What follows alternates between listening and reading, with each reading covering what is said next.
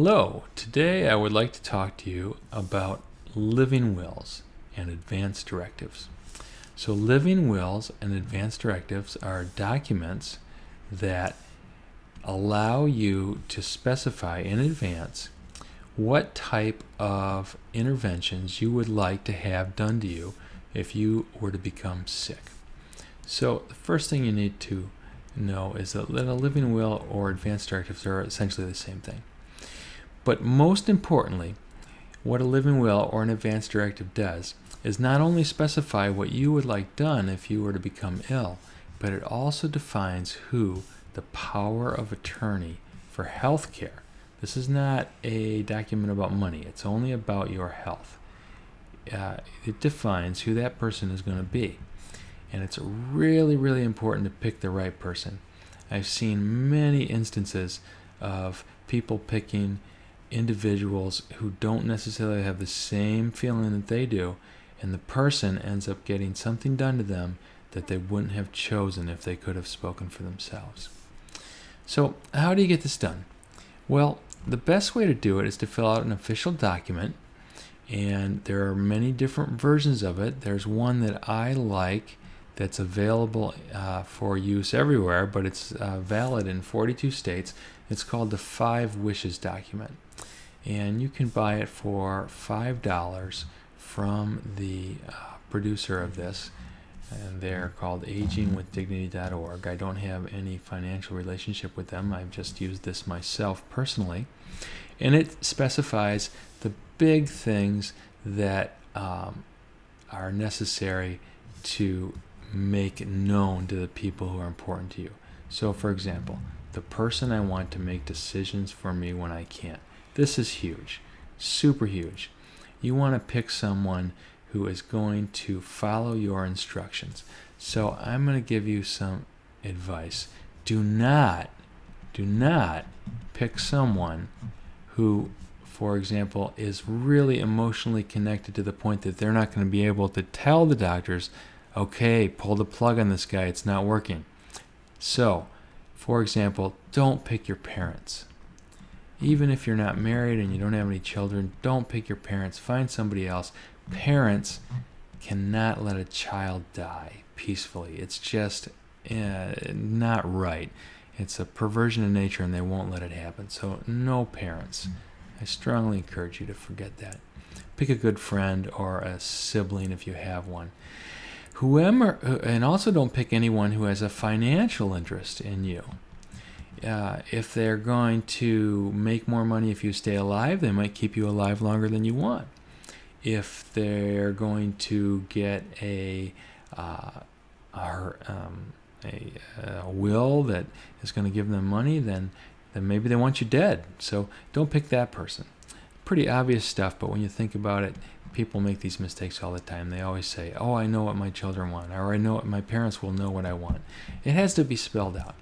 So how do you spell it out? You go and you fill out one of these documents, 5 Wishes or something else.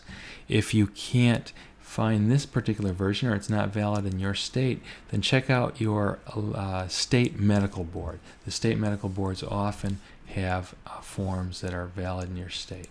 So the kind of medical treatment I want or don't want. Do you want to be hooked up to a ventilator? Do you want to have your ribs broken with CPR? Do you want to have an electrical shock to try to convert your heart? Those are things to think about.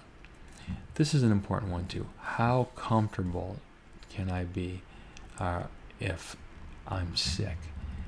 Is it okay to give me a lot of morphine even though it might kill me? I would say yes, but you need to make your own decision. And then how I want people to treat me and what I want my loved ones to know. Really important stuff. Go get one of these forms, either this one or something similar. Fill it out, put your name in there, and have it co-signed. In most states, you don't need to have a lawyer do this. You just need to have a couple of signatures that people have witnessed, and that's it. So let's look at some statistics. You say, well, doctor, why in the world would I not want to be a full code? I'm not sure what you meant by that question. Yeah, my Amazon doesn't like what I question. Well, that's a good point. What does full code mean? Full code means everything. Everything we can pull out of our hat to try to save you. Right? Well, unfortunately, the statistics are not very good. If you're healthy, as I think I mentioned, your chances of survival are 17.3%. That's it. If you're healthy.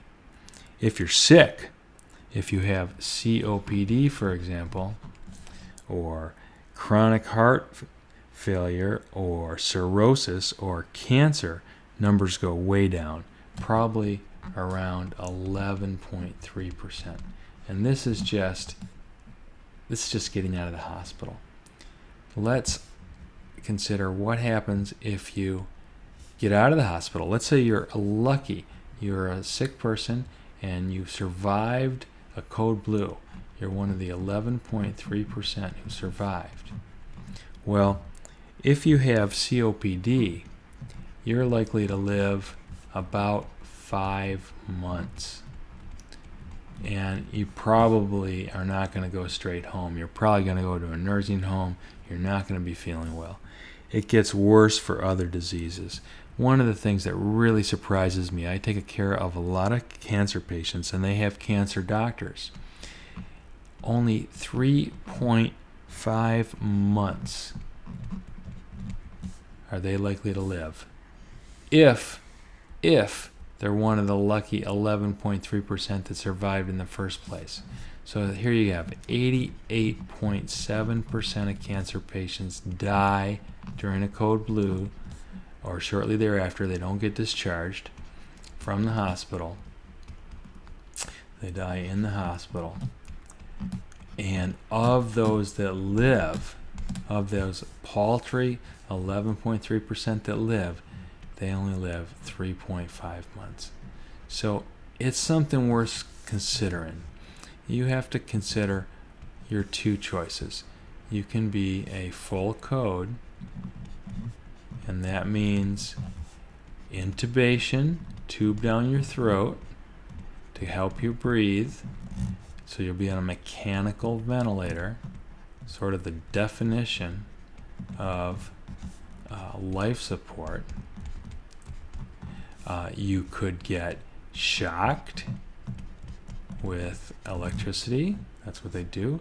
You could get CPR, cardiopulmonary resuscitation, which means pressing on your chest and probably breaking ribs and causing a lot of pain if you're not already out of it.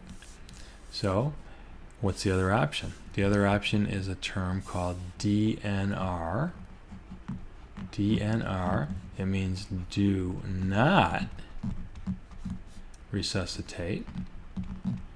And you say resuscitate.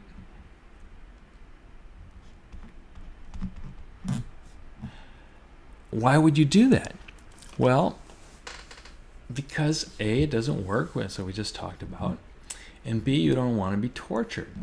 So when you come into the hospital, if that's what you want, if you want to protect yourself from the medical establishment, you have to have a living will, previously filled out if possible, and you need to tell the admitting doctor that you would like DNR status.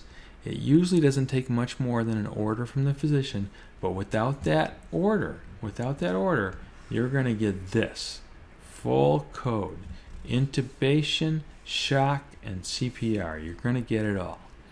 So know what you're getting yourself into. Fill out a living will.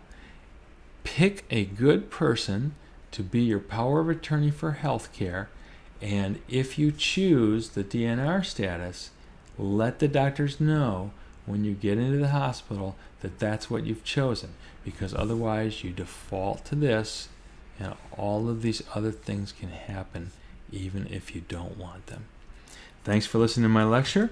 I'm going to do some more at a later time. Subscribe to my channel, and I'll see you soon.